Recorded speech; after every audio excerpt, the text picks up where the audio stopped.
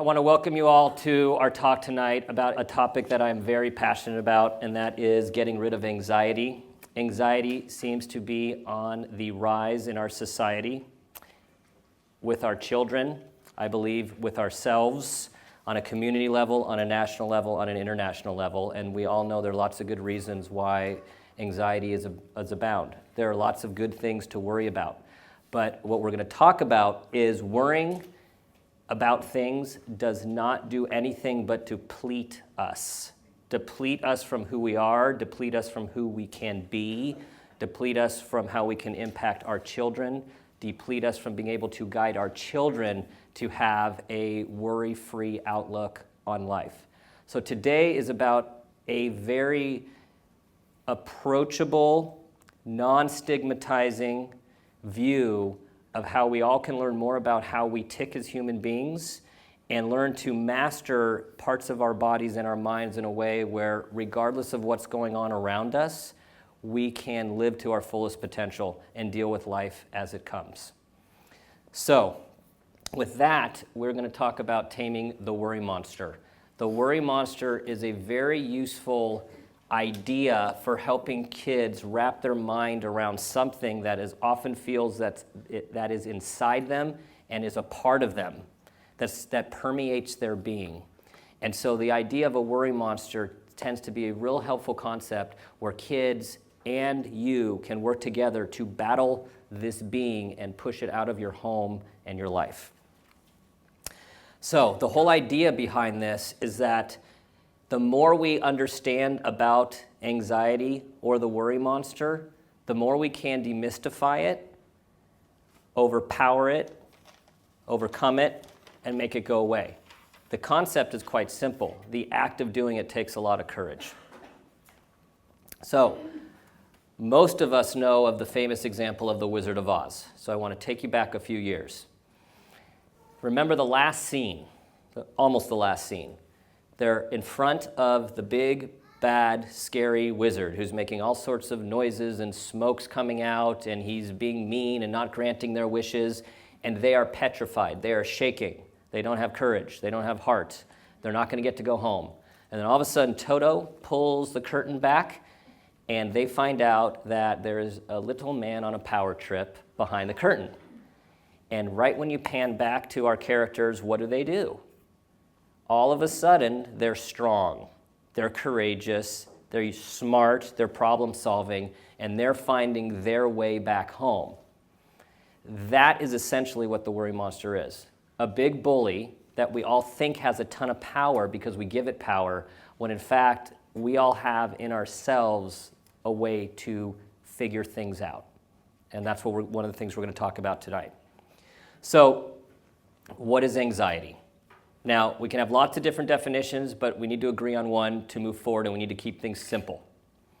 So, we're going to talk about anxiety as an irrational fear. The whole idea is these fears feel real through our bodies, in our mind. But what you're going to learn about tonight is that it's our brain that tricks us into feeling our feelings and thinking our thoughts. The thing is, there often is a rational premise or fear behind it, right? How many times have you tried to reason with your kids and they say, well, something could happen to you. Well, they might make fun of me. Well, we could get in a car accident. You know, these are all true. So what happens is anxiety makes us think that all of our thoughts are very likely going to happen. Okay, it tricks us. It really tricks us. And back to this idea of a bully. It bullies us into thinking certain things, feeling certain things, and then behaving in certain ways which are counterproductive for our lives, for our children's lives. So first we have to start with fear. We have fear for a reason, right? Fear keeps us alive. Fear has historically kept us alive. Fear works at a physiological level in our body. Basically, there's adrenaline. We all have adrenaline. Adrenaline is there to basically make us run fast and fight hard. Back when we're on the Serengeti and back when there's another tribe and back when there's a saber-toothed tiger, we need fear.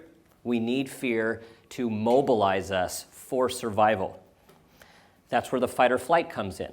This is very useful. And as we're talking tonight, I want you to think about this. Everything we're learning about can be passed on to the kids, all in a way that they grab onto this stuff. It empowers them. Just talking to them about the fight or flight response, that our bodies are made from evolution to run really fast, flight, or fight really hard to survive.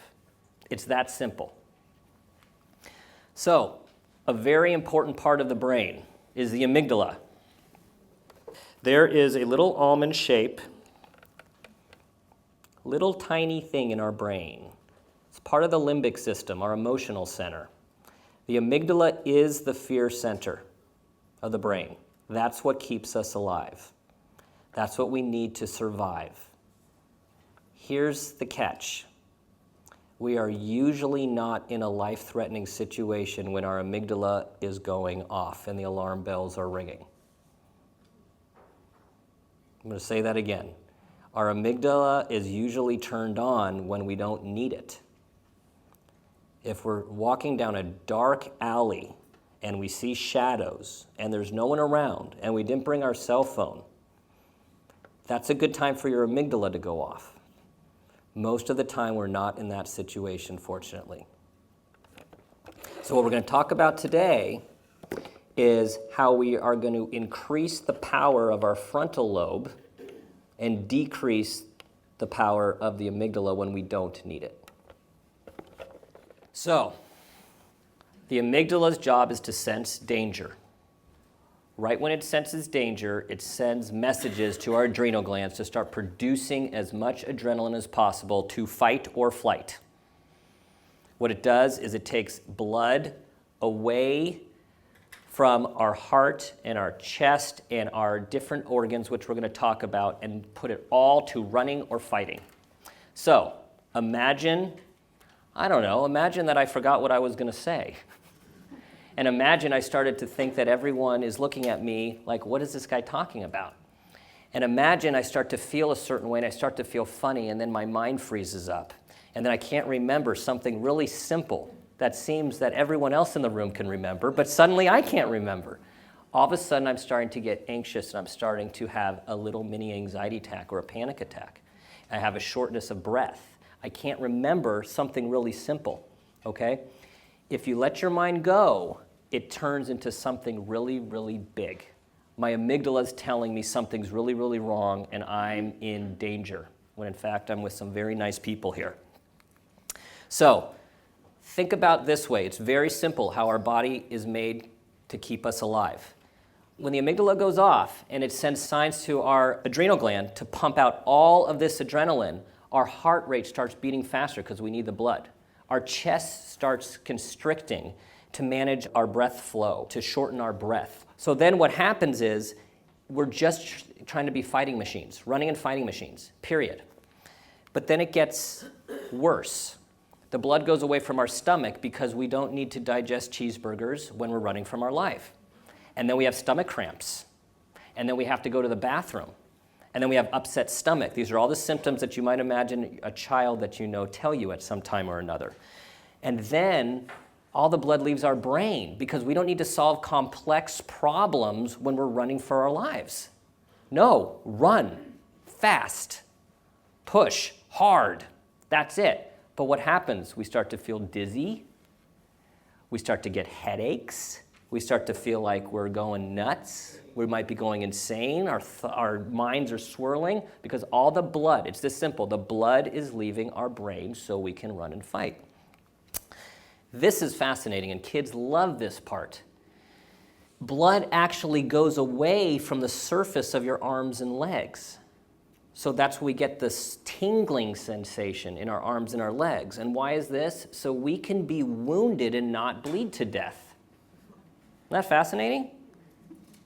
Now, kids love that. So we could explain to them, oh, the blood's leaving your arms. Is there anyone going to attack us? No, we could let the blood go back into your arms. You're going to be okay. So really trying to get them to get outside of the feeling and understand the feeling. As we'll talk about later, every child, every person has their own physiological reaction to anxiety. Some people get hot heads. Some kids have shortness of breath. Other kids start to sweat. And you could start to teach them about their response to the worry monster. How do we know when the worry monster is in town? How do we know when the worry monster is in your classroom? How do we know when the worry monster is in your home? You do know. Kids are experts on it. You're expert on your kids. And it's about developing a language and an awareness of how to help them identify when it's in town and that we have to start figuring out how to get that worry monster out of town. So, adrenaline is secreted when we see danger or smell danger or perceive danger. What happens is every time we think something dangerous, we're getting to the cognitive model of anxiety, we have more and more adrenaline, more and more adrenaline.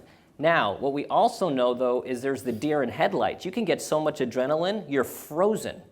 And we see that a lot with trauma or just extreme situations where we are just petrified when we want to run and we can't even run. Okay? This is excess, too much adrenaline going through our body and thoughts and thoughts and thoughts creating it. So, for an example, a child is going to take a test and they think, oh my gosh, I'm going to forget everything that I studied last night. All right, there goes the adrenaline through the body. Oh my gosh, I'm going to fail this test. More adrenaline. Oh my God, my parents are going to be so mad at me. More adrenaline. Oh my gosh, I'm not going to get on the honor roll. More adrenaline. Oh my gosh, I'm going to have to miss my and it just keeps going and going and going. And then, for that example, then you have a kid who you know knows this stuff, not doing well on tests on a regular basis. Right? When we rule out a learning issue, we might have an anxiety issue. Okay, but it's all about the thinking, and I want you all to reflect on yourselves as we're talking about this. Is the thoughts that might go through your mind when you're having some of those physiological sensations or you're feeling nervous. Now I want to talk briefly about the ballparks. These are ballparks. These are diagnoses, but we're not looking at diagnoses. We're looking at how do we identify the type of anxiety your child or a child you know or a child you teach might experience.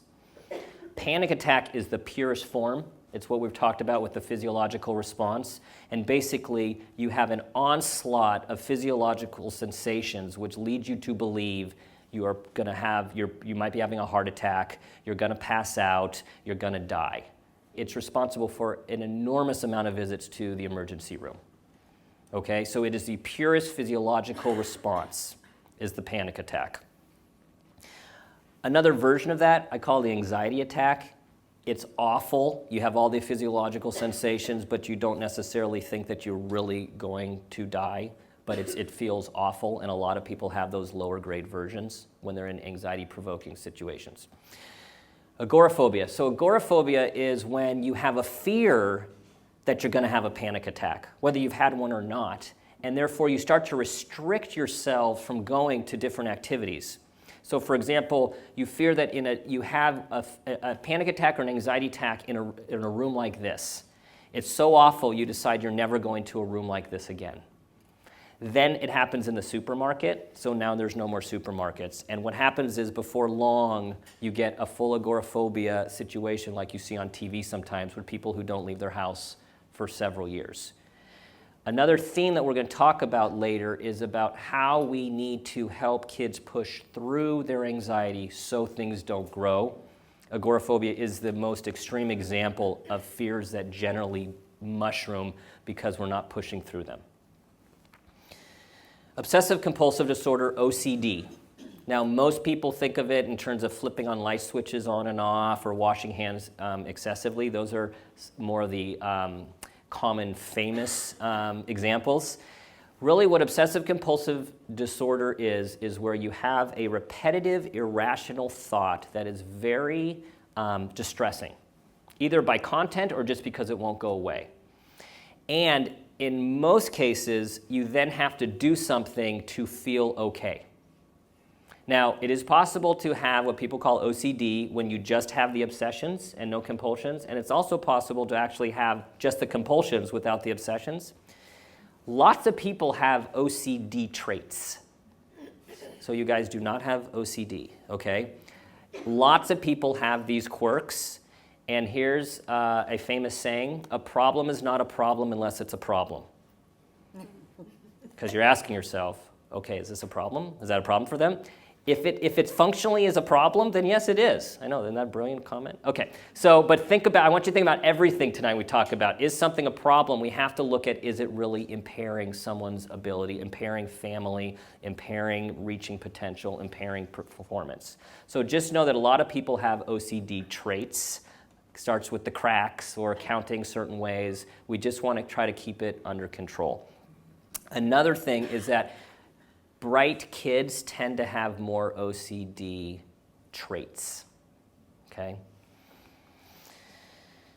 Social phobia, fear of embarrassment, humiliation. The kids, they're gonna laugh at me. They're making fun of me. Look how they're looking at me. I don't wanna go. I don't belong here. What are they gonna say? What if I dance funny? What if I look funny? No one's gonna invite me. So the social phobia ballpark is really a fear of being humiliated or ostracized. Now, there could be some truth, right, from your experiences. Like, we all know kids who actually have these experiences, but what we're looking at is the response more extreme and really impacting life? Is it significantly interfering with their life, even if they've had we've all had some of these experiences at some time or another. Post-traumatic stress disorder, PTSD, commonly known with our veterans, but also anyone who experiences either a near-death experience, witnesses someone else's near-death experiences, is in a situation where there is intense fear of permanent injury or damage. There are lots of kids who walk around with these symptoms, and what I call about PTSD with the small p, right? There's a lot of controversy about what PTSD is and what PTSD isn't and how we recognize it in children, but we have lots of kids who have had traumatizing situations in their home environment, in the community, and actually some who, because of their sensitivities and anxiety, actually really respond in a reactive way to schooling environments. In an extreme situation, there are kids who end up having to be unschooled because of what their experience was like at school. So these are extreme situations, but I'm just talking about the continuum. Basically, with PTSD, you have an emotional numbing. You might have flashbacks of an experience. You might avoid situations that remind you of what that situation was. Generalized anxiety disorder. This is the main worry monster. This is worry. This is worry. Okay, worry is pervasive, worry is on the rise, and worry is abound. We're all worried about our kids, right? And sometimes we get a little out of hand with our worry about our kids, and then they start worrying about themselves too. So this is about us also managing our worry to help them worry a little less too. We need to be their role models. Separation anxiety disorder, a lot of kids in a developmentally appropriate way at early ages, you don't want to separate from your parent. Well, some kids it carries on longer and longer and longer, and you don't want to be apart, and you always need to sleep with your parent, and they're crying every day before school, and they won't go on play dates, and they won't. So this stuff, I tend, in my experience, to let this thing go on. This thing could go on for a while, and it's just developmental.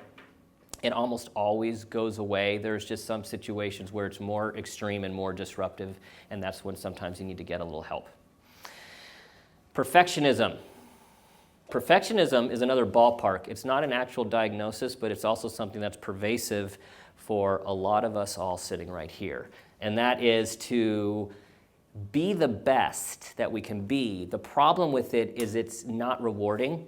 So perfectionism is about fearing failure.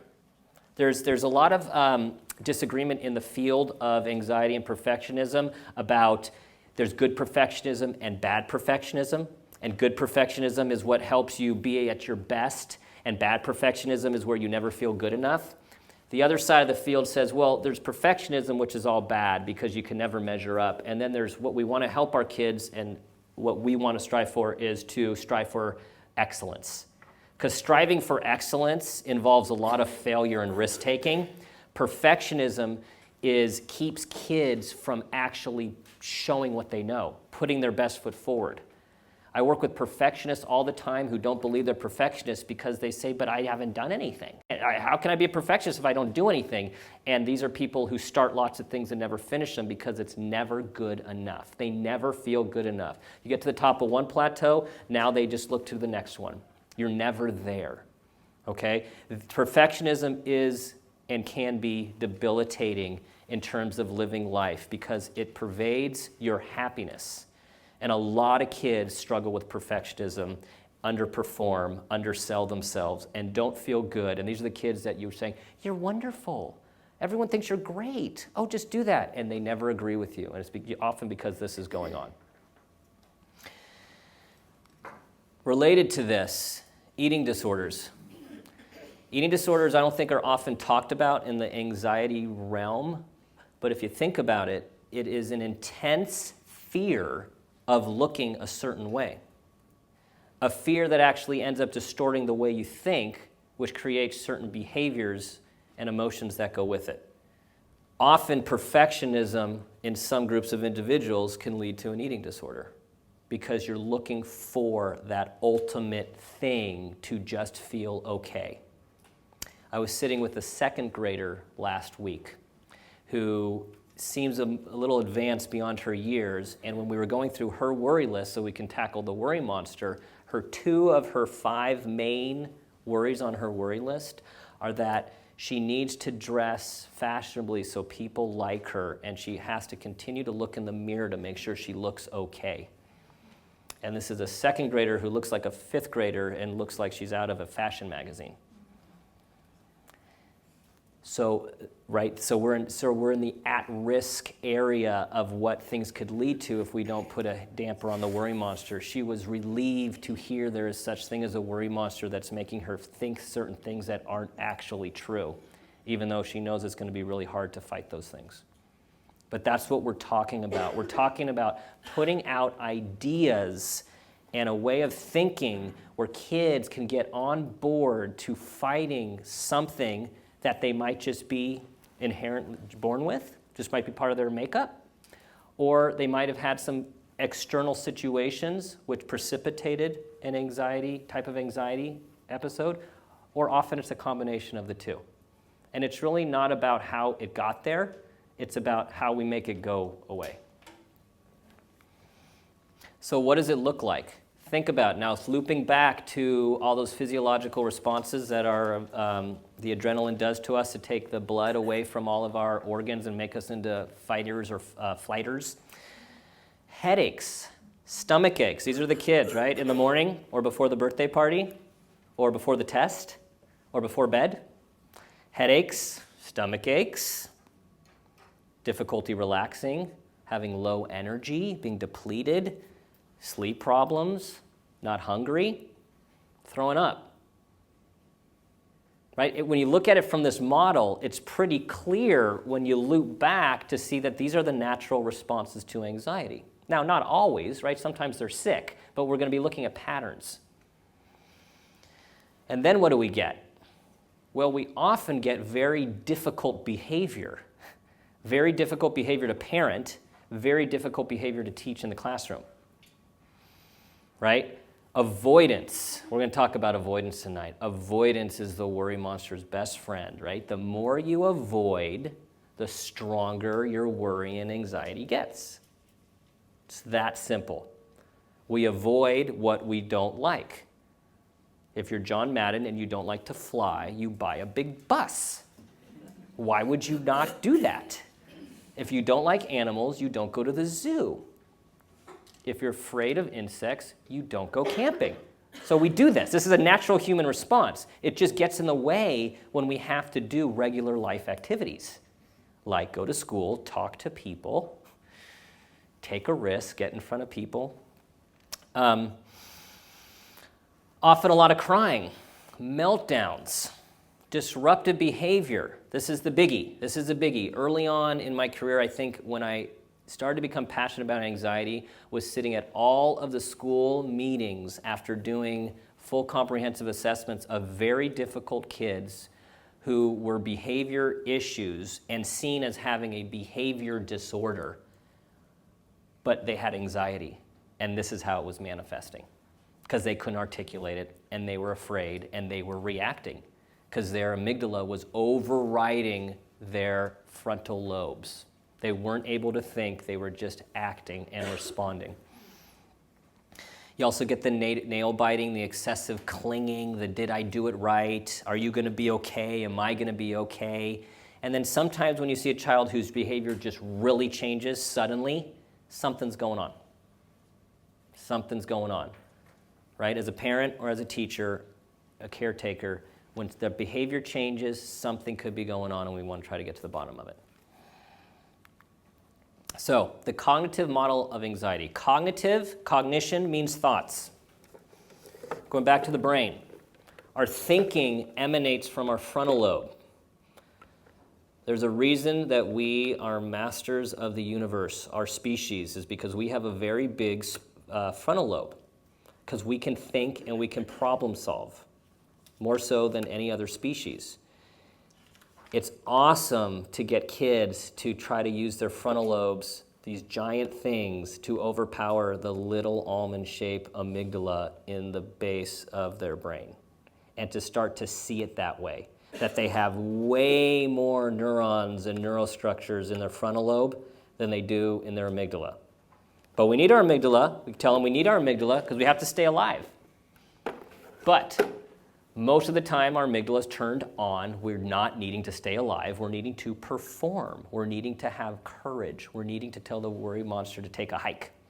Okay? So, the cognitive model of anxiety, the thinking model of anxiety, is that our thoughts are always responsible for our anxious feelings and therefore our behavior, with the exception of real-life dangerous situations. Our thoughts our irrational thoughts, our worry thoughts are always over-exaggerations of what could be. And they're always future-based. Always future-based. What if they, what's going to happen to her if she doesn't? How am I ever going to? They're all future-based thoughts, which then trigger our amygdala to making us feel really uncomfortable. So this is how it works. We have a distressing thought. Oh my God, my mom's going to leave and she's never coming back. Okay, not a comfortable thought when you're a kid. Then the amygdala goes, the alarm bells ring, we get the physiological responses, we have more thoughts about how everything's awful and what the bad things that are going to happen, and then we have kids who are, I'm not going to that party, I'm not going to school, they're flopping around on the ground, or they're being behaviorally disruptive and rude and oppositional, all in response to feeling very scared, very worried, very anxious. Everyone with me? Okay. So, slaying the worry monster is a team effort. That's why we're all here to talk about it. It's a parent-child effort, it's a family effort, it's a teacher effort, it's a community effort. And how do we slay the worry monster? How do we help children overcome their worry, their fear? We can't let them avoid it. It just gets bigger. And it takes a lot of courage to help kids face their fears and face their worries, particularly when they don't know they even have them in the first place. That's why we're talking about a whole model of looking at how to talk to them about the worry monster and how it works in their brain and in their body. We have to help them face it. They have to face the fear, even scary ones. And then again, we have to use our big frontal lobe over our little amygdala. So, this is big. Unfortunately, and this is why we want to get this word out to everyone, most people never ever learn that our thoughts determine our emotions. I mean, think about that. Most people never learn that our thoughts determine our emotions and our behavior. Such a simple concept that neuroscience has been around. It's been around for probably about 50 years now. How do we get this a part of curriculum? How do we get this a part of our household? How do we get this a part of our community? That when someone is feeling scared, also very sad or depressed, that they have a particular type of thinking that may or may not even make sense to who they are, that is responsible for their awful, anxious feelings and corresponding emotions and behavior. So the first thing is to really help our kids say, what are you thinking right now? Now, older kids can do this quite well, and insightful kids can do this quite well. And we'll talk about the subset of kids that either are too young or don't have the insight yet to do this. But really, it's to go through a process of what are all the things you're thinking right now? And then you start to do a little scientific inquiry with them, because remember, you're on the team. You're on the same team. And basically what you're going through a process of looking at, is this thought true? Is this true? Can you prove it? Can you prove that something's going to happen to me? Can you prove that you're going to fail the test? Can you prove that no one's going to like you? Well, what happened last time? Oh, well, Johnny was mean to you? Well, what about Sophie and Susie and Jim? Oh, they weren't? Oh, okay, so one of the 4 people weren't so nice to you. Okay, so you're right. But didn't the thought say that everyone's going to be mean to you? Oh, okay, so maybe the worry monster was tricking you. Interesting. And when you start to go through these with your kids, you will identify the pattern. Everyone has their own type of what we call cognitive distortions or irrational thoughts. We all have our favorites. Catastrophic thinking, like the worst thing's going to happen. Black or white thinking, which is everything's always bad or everything's always good. There's lots of different ones, and you'll get to know your own and your kids' favorite ones. But these are distortions. They're not true. They somehow come to us in our thinking. After you go through that sort of process, you can modify the thought. Well, how can we look at this differently? That, when you go to the party, most of the kids will probably like you, but maybe 1 or 2 might not be nice, but isn't that normal? Oh, okay.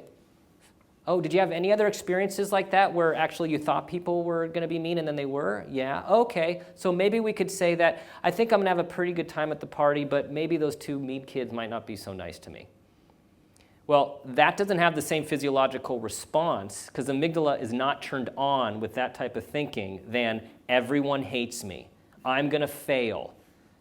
My teacher's going to be mad at me. My parents are going to ground me. I'm never going to amount to anything.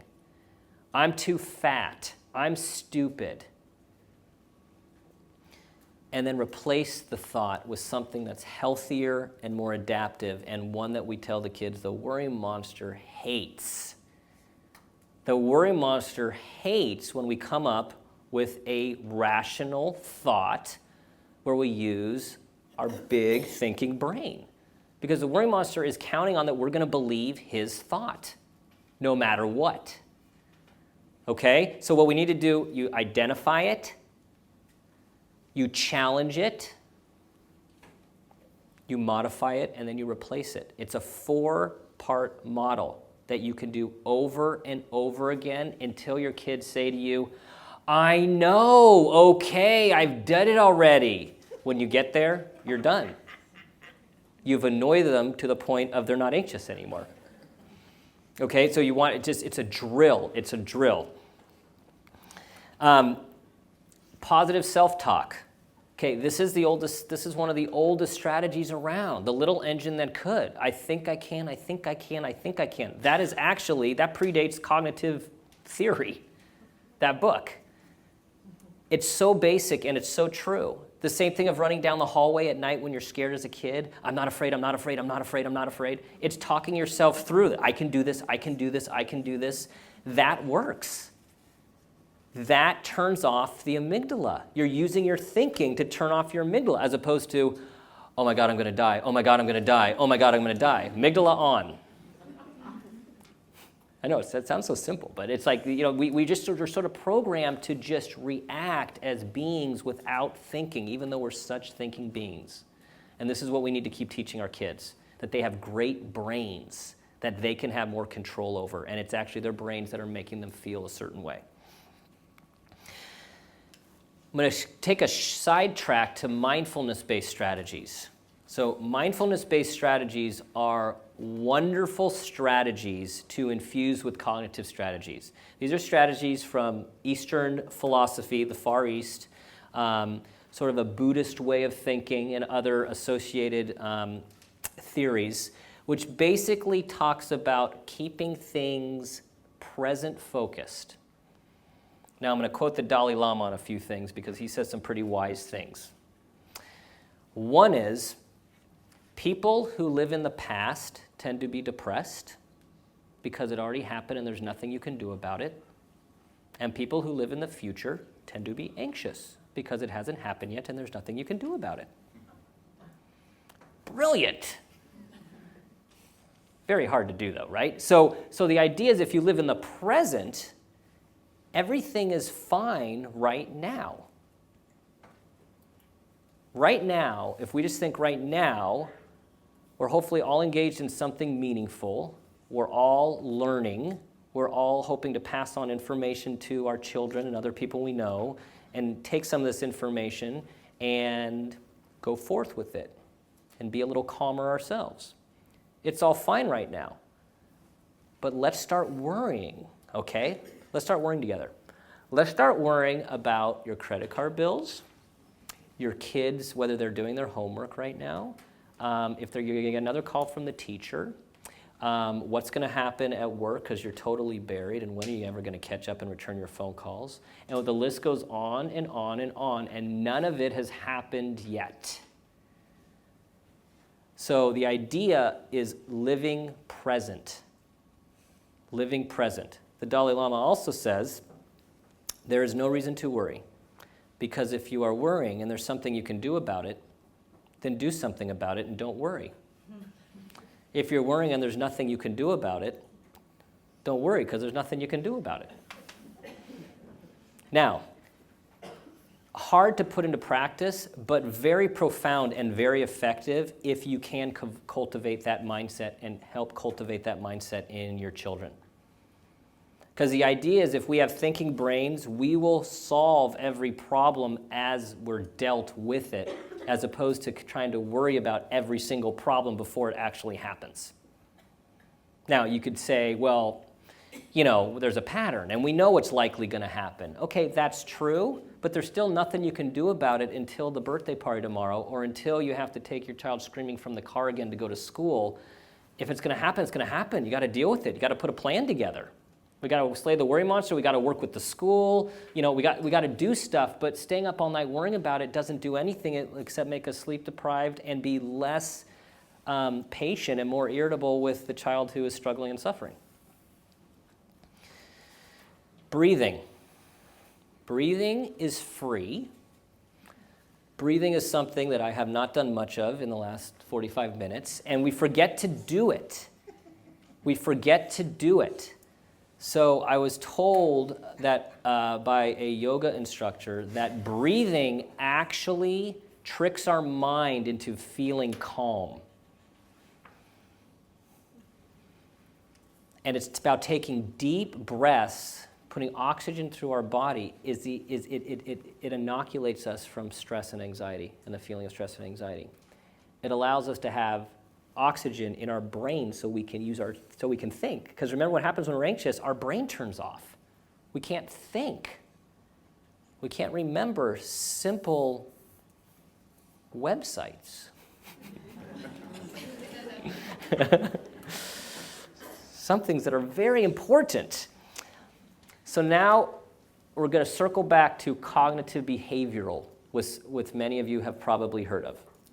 Cognitive behavioral, CBT. So behaviorism came about a while back, and it was very effective because it counteracted this notion that you had to have this whole unconscious thing you had to work with, and that all of your stuff is in your unconscious in your childhood. And it's basically looking at, you can change your behavior, which will actually change your thinking and change your feelings. And there are a lot of really effective behavior strategies that you can do with kids along with the cognitive, the thinking part, to help them overcome their worry and their fear. Now, this is also the type of intervention for your kids that aren't yet ready for the thinking interventions. The ones who keep telling you, I don't know what I'm thinking. I've told you I don't know what I'm thinking. So behavior really helps. So here's I get to tell a story about my oldest when she was a kindergarten first grader.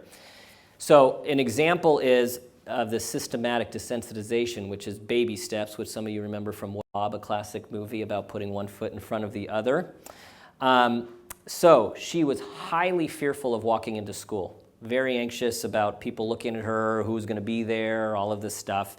And she refused to do it. There was nothing that the line person at school was bribing with ice cream, and she loved ice cream, didn't even touch it, nothing. So what happened was, all through kindergarten, since I had drop-off duty, slowly working her up to, how about I'll stand here? No, you have to come with me. We got closer and closer. I go in the classroom, and then every day I took a few steps back, a few steps back, a few steps back, until eventually, as far as we could get, was about 25 feet. Not good enough for first grade, because I knew first grade was coming and there was a rule that you had to drop off your kid in first grade.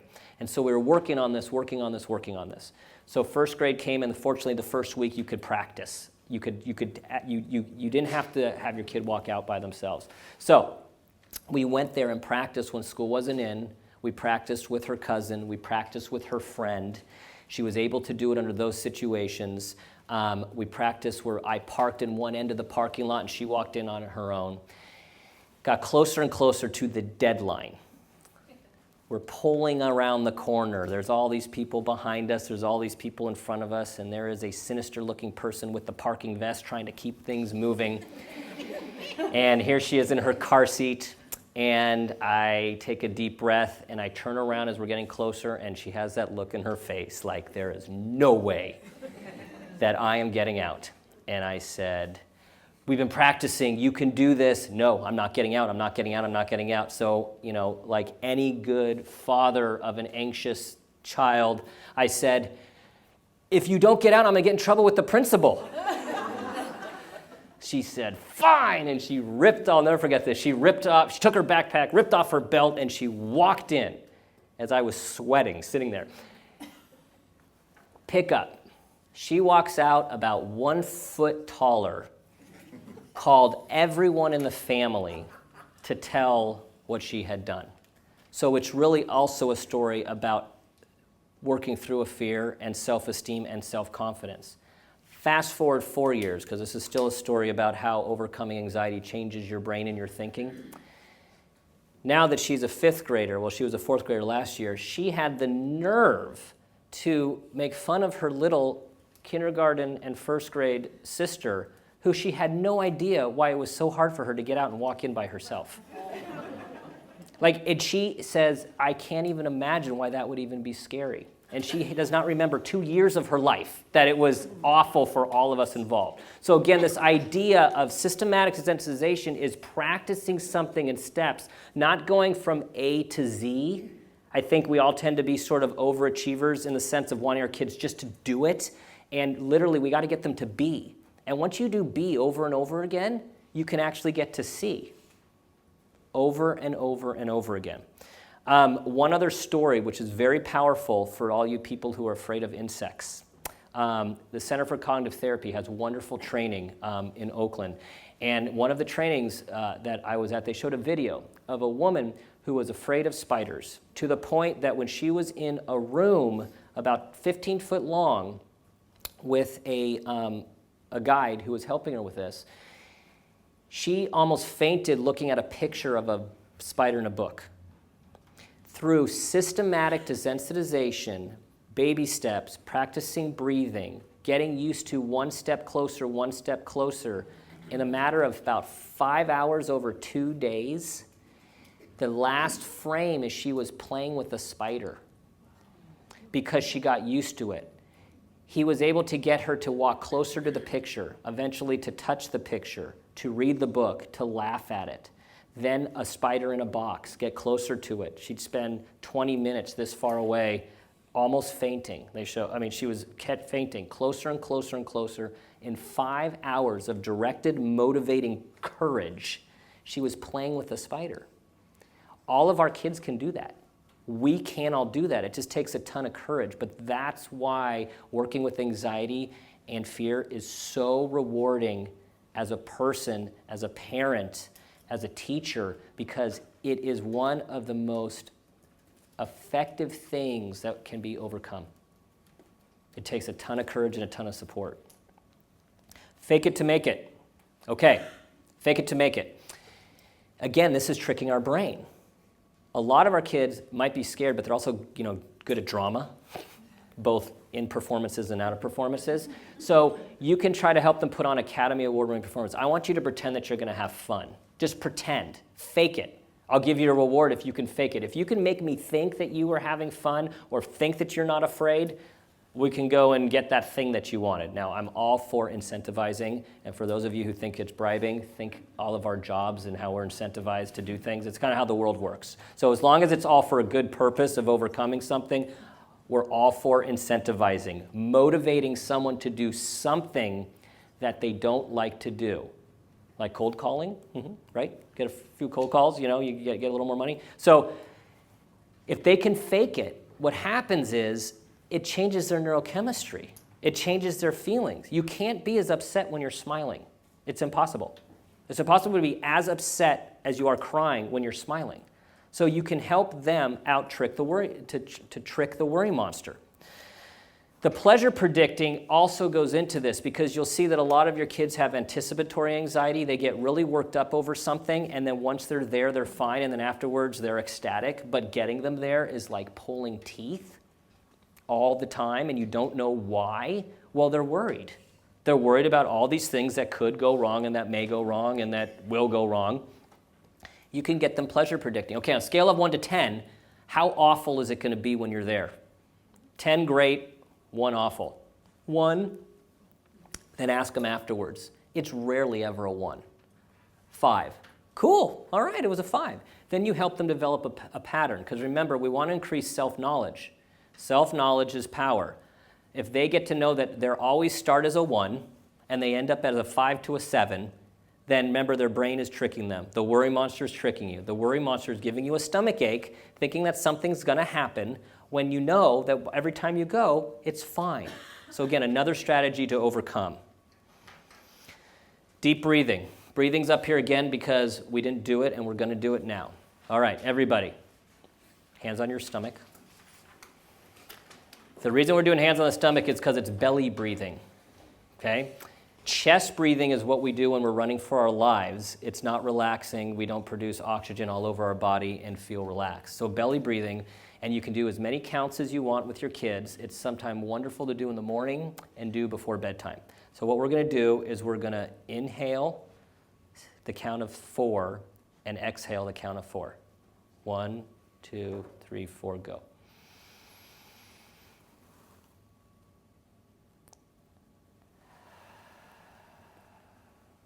Again.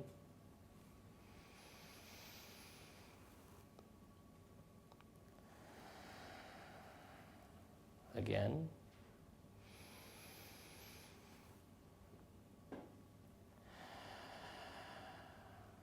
And one more time.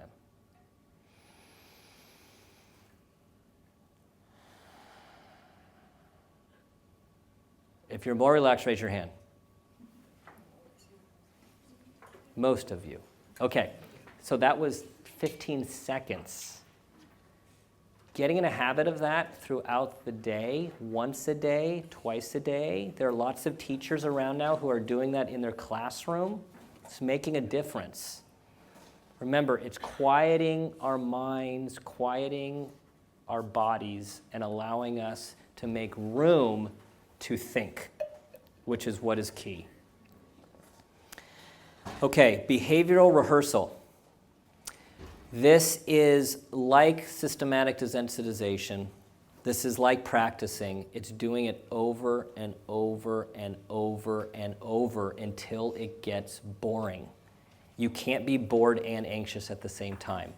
Anything that ends up on the worry list can be done over and over and over again until we get to cross it off the worry list because it doesn't evoke any of those feelings anymore.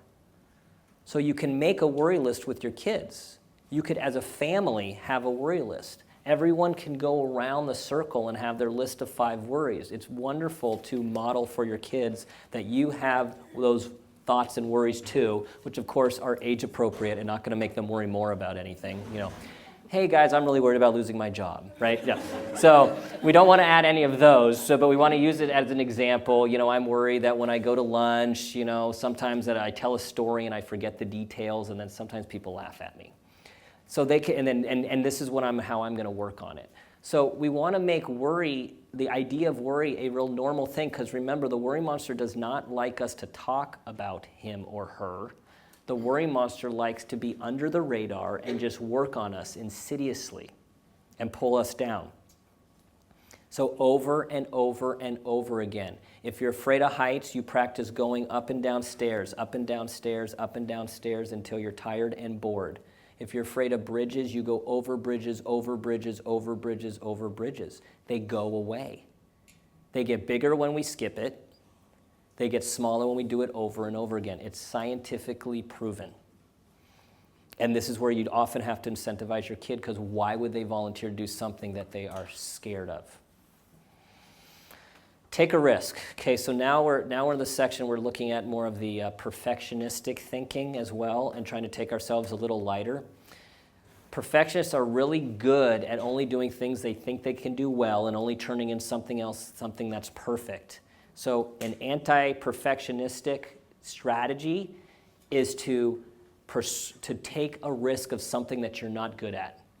Try something new. And this is something we have to model for our kids all the time and talk about at the dinner table, at the breakfast table, in the car all the time, about something you tried at work today, about a joke that you said that got a flop, that someone laughed at you, that you put the thing in the wrong box, that you're not going to believe what happened. You had this simple thing to say and you kept forgetting it over and over in front of lots of people. They model after us. And then also show them that you did something new. We want them to do something new. We want them to do something that they don't think they're great at and survive it, which relates to prescribing failure. For all you straight A students, I want you to get a C. I want you to get a C. I don't want you to study tonight. Think about this. People who over-worry, we want them to under-worry. People who under-worry, which you don't know any of those people because you wouldn't be here, we want them to worry a little more. But we're talking about the over-worriers. You don't need to worry about people who stop worrying and stop trying. They're highly conscientious people who tend to worry and be afraid. You tend to be really conscientious people who really want to do well, who really want things to go right.